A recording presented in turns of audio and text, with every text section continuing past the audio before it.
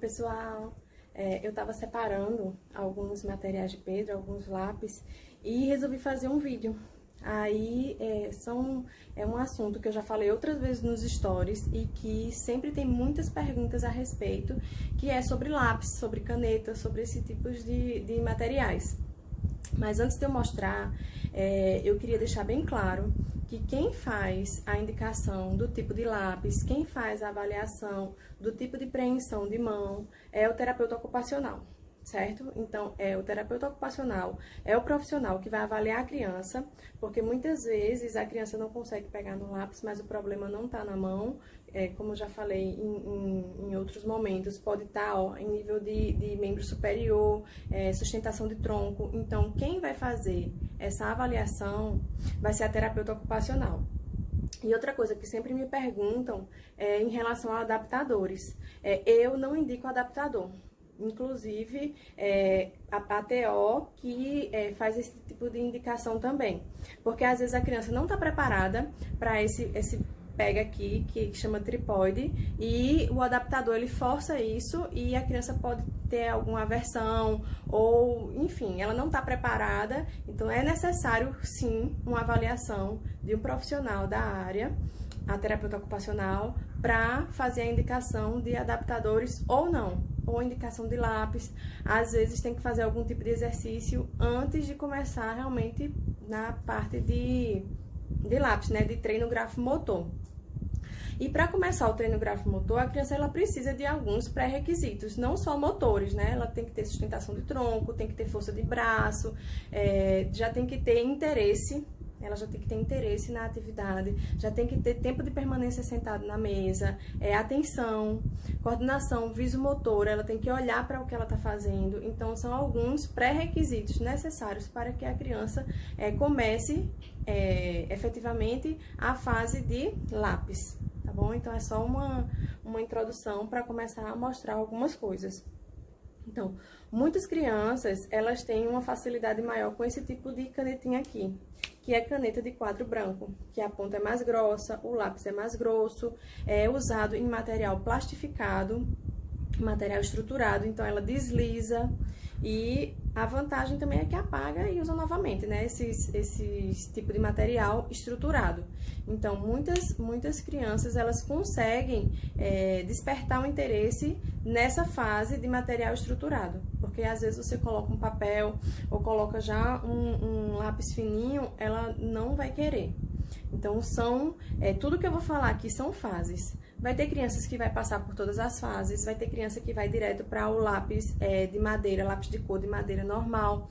Então, eu não tenho como saber como é que a criança vai reagir, né, quando a gente começa a mostrar, quando começa a ser exigido atividades pedagógicas com o lápis. Então, eu vou mostrar aqui algumas opções, mas pode ser que a sua criança não precise disso ou vá direto para o lápis da espessura normal, né? Lápis de cor, de madeira, lápis grafite, enfim. Mas tem outras que vão precisar, sim, de alguns passos antes para chegar nessa fase. Então, esse aqui esse canetinha de quadro branco, material estruturado, é uma fase que a criança aceita, né, para despertar o interesse dela. Existe esse giz de cera aqui, eu tenho dessa marca, né, que é desse material aqui, que é da Acrylex. Eu vou falando as marcas, mas existem outras marcas no mercado, certo? Essas aqui são as que eu tenho. Para crianças que ainda têm a apreensão primitiva, para crianças que têm paralisia cerebral, que têm uma dificuldade motora maior, esses lápis aqui, eles são indicados. Eles são menores e eles são bem mais grossos. Então, para quem tem a pega primitiva, até bebezinhos, crianças pequenininhas que não tem atraso nenhum, que não tem problema nenhum, começa, meu primeiro giz de cera, normalmente o nome que se dá. E existem de várias marcas. Aqui em casa, esse primeiro giz de cera aqui não funcionou muito não. Mas esse aqui sim, que é o giz de cera em gel, que ele é assim, ó, esse aqui é da marca Léo e Léo, mas ele gira assim, ó, e vai subindo aqui o giz de cera. A ponta dele é desse jeito. E o bom é que não quebra, né? Então, a criança joga no chão, pode já outro movimento, ó, de coordenação motora fina, de girar, pedir para a criança abrir, além de abrir a tampa, né? Girar para o lápis subir. Então, esse giz de cera em gel foi o que eu consegui despertar o interesse de Pedro em pintar, né? Em desenhos para colorir. Eles têm de várias cores, normalmente tem uma caixinha que vem várias cores. E de giz de cera, esse foi o primeiro que funcionou aqui em casa. Só que aí, se a criança coloca muita força, a desvantagem dele é que quando a criança coloca muita força, fica soltando como se fosse uns farelinhos.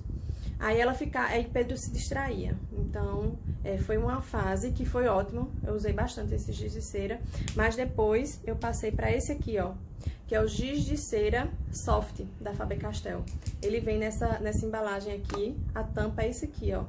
E segue o mesmo sistema de girar, só que aqui, o giz em si, ele é um pouco mais consistente. Ele já é bem parecido com o giz de cera normal. Só que também não quebra. A criança ela tem que ter a coordenação motora, ó, para abrir, para girar.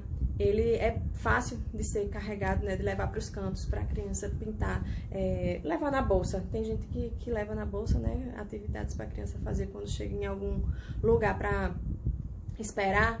Então, esse giz de cera aqui, soft, da Faber-Castell, eu usei bastante também. Foi logo em seguida do giz de cera em gel. Aqui tem um giz de cera normal, ó, esse aqui é no formato triangular.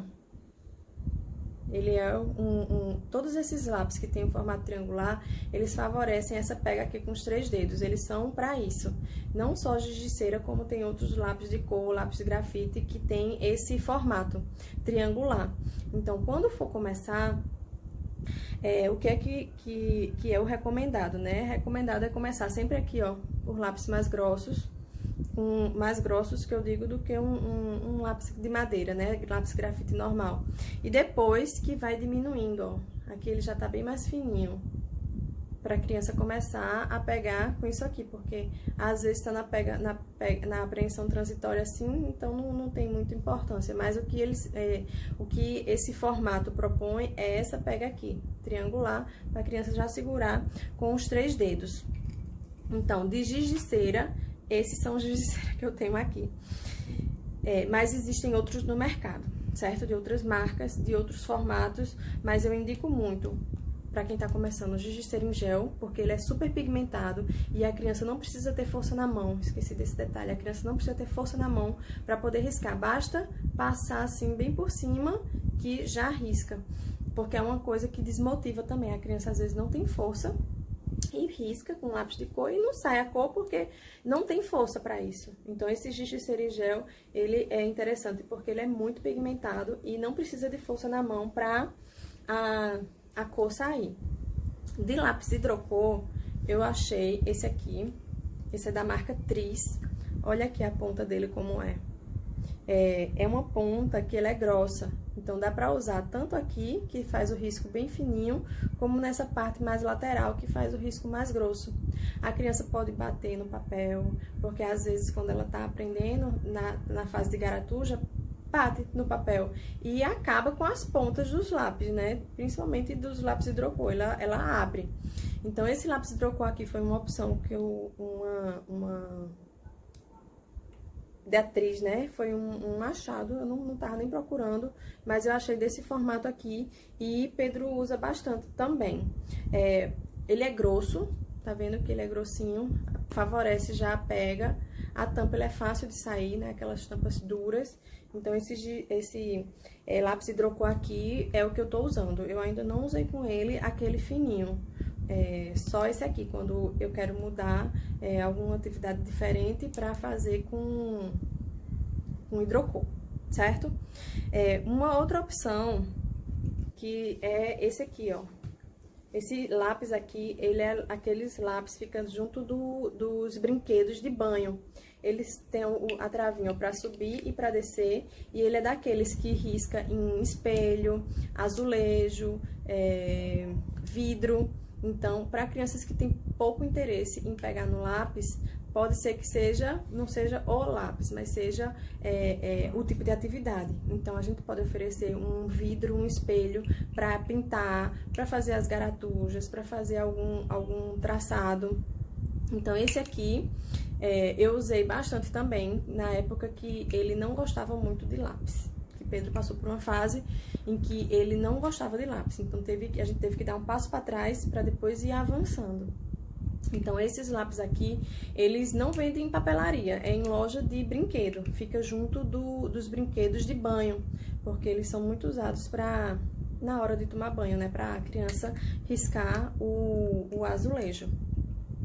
E quando a gente foi pro lápis grafite, eu comprei esses lápis grafite aqui, que também é triangular, ele é mais grossinho, tá vendo? Então, assim, ele conseguia pegar, hoje Pedro tá na apreensão transitória, então ele conseguia pegar de boa com ele nesse lápis, para as atividades de pontilhado. Mas ele não tinha força, então ele riscava e o grafite não saía. Então, esse lápis aqui, ele foi muito pouco usado. Mas o que é que acontece? Eu tive a ideia de pegar aqueles lápis HB de arquiteto, né? De desenho, que eles são super pigmentados. E quanto mais e tem a graduação, eu não sabia que existia isso, mas existe. Vende em loja de material que vende coisa de arquitetura, na Calunga, papelarias maiores também tem. Eu não tenho ele aqui para mostrar que ele fica na escola, esse lápis grafite. Mas é aqueles HB, tem HB9, HB14, então é o que ele tá usando hoje. Porque apesar dele ser mais fino, ele é da espessura de um lápis de grafite normal, mas ele é muito pigmentado. Então, ele consegue, com a apreensão transitória, usar o lápis grafite dessa forma. E é uma coisa que foi muito funcional para ele, a gente começar com lápis grafite. Foi um marco mesmo. Então, hoje, ele já, quando ele erra o traçado, ele já tem a intenção, ele já é espontâneo, de pegar a borracha, segura o papel com uma mão, apaga com a outra. Então, são fases. Tem que observar em que fase a criança tá, para poder oferecer o tipo de atividade, o tipo de lápis. E tem os lápis de cor, que são triangulares também, ó. Esses são os lápis de cor que ele usa.